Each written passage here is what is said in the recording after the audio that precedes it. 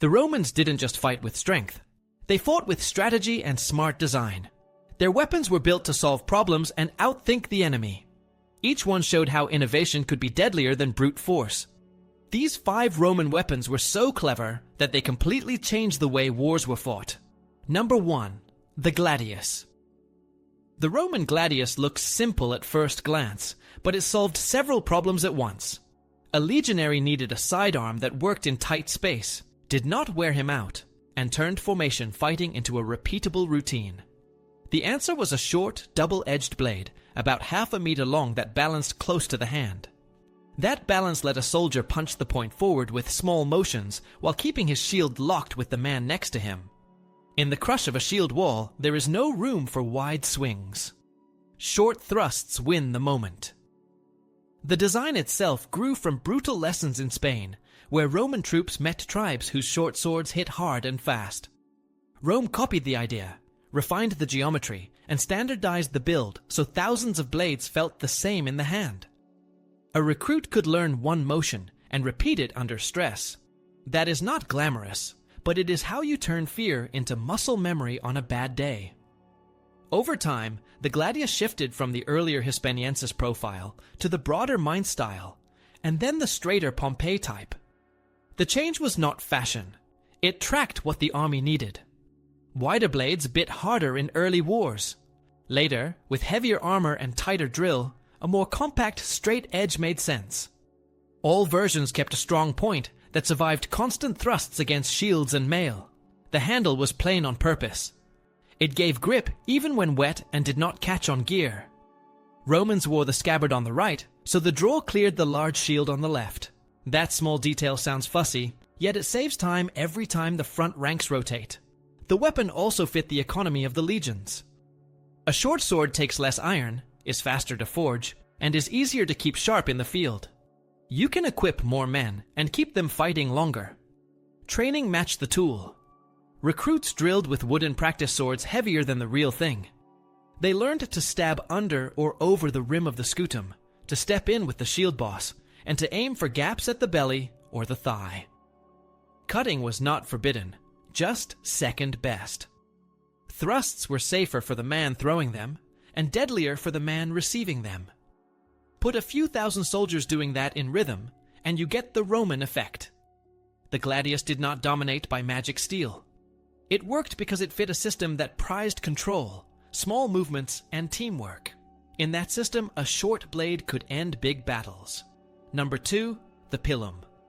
The pilum was a Roman throwing spear, but it was far more than just a projectile. It was designed to break the enemy before the real fight even began. A typical pilum was about 2 meters long. It had a wooden shaft and a metal shank thin, hard, often tipped with a pyramid point. The idea was to hurl it just before hand-to-hand combat, so by the time the lines met, your opponent's shield was already compromised. One clever aspect is that many pila were built so the iron shank would bend on impact. That meant if it lodged into a shield, it could not be pulled out easily. The shield became partly useless or too cumbersome to hold properly. Some accounts even say one of the rivets holding the iron to the wood was made of wood, so upon impact that weak link would snap. That left the metal stuck in the shield while the wood piece fell away. It sounds almost devious. Whether every pilum bent that way is debated, but there are enough sources and experiments to show it happened often. Because of that, shields got worn down. Soldiers might drop them or use them badly. Gaps appeared in their lines. The Roman infantry then charged in with the gladius. The timing was critical. The pila were thrown just as the enemy drew near, to maximize disruption, but still leave the Roman formation intact. The tactic rests on coordination and discipline. The pilum also pierced armor. The hefty iron shank plus the pyramidal tip could punch through shields, chainmail, even scale armor in some spots. Unlike lighter javelins, which might bounce off, the pilum focused power into a narrow point. Some versions were lighter, others heavier, but all had the same goal: weaken the enemy front. Roman writers like Vegetius mention pila in manuals and tactics, and archaeological finds back up many features: socketed heads, thin iron rods, wooden shafts. Modern experiments have shown effective ranges of perhaps 15 to 30 meters, which is enough to affect shields and bodyguards before a charge. The Romans didn't fight with pila all day. They used them in the opening moment of battle, then switched to swords. Number 3. The scutum. Picture the Roman line tightening up before contact. Every man locks in behind a tall, curved shield that turns a loose crowd into a moving wall. That shield is the scutum, and it mattered not because it was flashy, but because it fit the way Rome fought. The scutum was big enough to cover most of a soldier from shoulder to knee, yet light enough to carry on long marches. Its semi-cylindrical curve was not a style choice. The curve deflected arrows and sling stones, and it helped spread the force of a hit across the frame. The construction was clever for its time. Ancient descriptions talk about layered wood glued together, with canvas and rawhide on the outside to resist splitting, and a metal rim and central boss to stiffen the face and protect the grip. That boss, the umbo, mattered in close quarters. A legionary could shove with it to break balance, smack a face to open space, then thrust with the gladius. The shape also let shields overlap. When ranks pressed shoulder to shoulder, each scutum covered the man on the left. That practice turned individual protection into collective armor. Under a hail of missiles, the same logic scaled up into the famous tortoise. Front ranks held shields vertical. The men behind raised them overhead. The formation advanced like a box with a lid, slow but stubborn, made for closing the last meters at a gate or a wall. The scutum was sized for that job. It gave enough area to roof a file without exhausting the men underneath. We even have hard numbers from writers and from actual finds. Early accounts describe lengths around 4 Roman feet and widths around 2.5, which tracks with a surviving semi-cylindrical shield from a 3rd century frontier city. That piece shows a built-up body of thin wooden strips laminated in layers, then faced with hide and paint. It is tall, noticeably curved, and designed around a central hand grip behind the boss. You can see how such a shield would feel stable when you brace it into the ground, yet still swing forward for a punch. On the battlefield, that mix of coverage and control shaped tactics. With scuta locked, Romans could absorb the initial shock, then step in as a unit. The shield was not only defensive, it was a tool for pressure. A rank could surge a short pace, slam bosses into bodies, and immediately stab under the rim. In street fighting or at a breach, soldiers could use stacked scuta as a climbing face or a quick tunnel against thrown debris. Over the centuries, the outline shifted from oval to more rectangular profiles, and later back to round or oval types. But the idea stayed the same. Build a shield that works with the formation, not against it. Make it from layered materials that fail slowly, not all at once. Add a boss that turns defense into a strike. The result was a piece of kit that multiplied discipline into dominance. Alone, a scutum is just a curved door. In a legion, it becomes the hinge that swings battles. Number 4. The ballista. Think of it as Rome's long-range problem solver that turned math into battlefield power. At its core, the ballista was a torsion engine with 2 rigid arms braced in frames packed with twisted sinew or hair. The crew wound those bundles tight, drew back a slider with a winch, and released a bolt that flew fast and straight. In other builds, the cradle hurled a shaped stone, but the idea stayed the same. Store energy in the twisted bundles and let it snap forward in a controlled burst.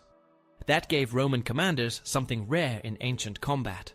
They could reach into a fight before the infantry arrived, and change what the enemy dared to do on a wall or on open ground. Engineers in the Roman army measured these machines by the size of the spring holes, not by guesswork. That simple standard let them scale designs up or down and keep parts interchangeable across units. It also meant training traveled well. A soldier who learned on one model could step up to a heavier frame and still run the levers, ratchets, and release gear without confusion. On campaign, the legions used smaller bolt shooters to pick off leaders, archers, and machine crews on the ramparts. They used heavier frames to clear parapets, sweep towers, and force shielded men to duck at the wrong moment.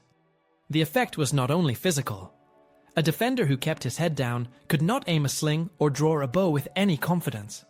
In field battles, lighter machines mounted on carts gave Rome mobile precision fire. Artists carved them on imperial monuments for a reason. A team could roll a frame into position, set the bed level, check the tension in the springs, and fire in a steady rhythm while the line formed. Accuracy was the selling point. Unlike a simple catapult that lobbed stones in an arc, a well-tuned ballista threw a bolt on a flat path and could hit a specific shield or gate mechanism at useful ranges. Crews guarded that accuracy with constant care. They kept springs dry when possible, rewound them when humidity stretched the fibers, and replaced worn cords before they failed. Commanders treated ballistari as skilled specialists and paired them with carpenters and smiths who could repair limbs, sliders, and trigger dogs in camp. The machine did not knock city walls down by itself. It made walls unsafe for the men who defended them. That is why it changed the rhythm of sieges and made Roman assaults feel inevitable once the frames were set and the crews found their pace. Number 5. The corvus. Picture a Roman warship closing in on an enemy that can outmaneuver it. The Roman crew is new to big naval battles, so they avoid fancy ramming duels and turn the fight into something they already dominate. They drop a heavy boarding bridge called the corvus. At the tip sits an iron spike that bites into the enemy's deck like a beak, which is why ancient writers nicknamed it the crow. The bridge hangs from a stout mast post with a pulley and a winch. When the helmsman brings the prow alongside, the crew swings the bridge to the right spot and releases it. The spike digs in, locks both hulls together, and suddenly the sea fight becomes a land fight. That shift matters because Roman soldiers train for hand-to-hand shock. Once the corvus is down, legionaries cross with shields and short swords and carve out space on the enemy deck.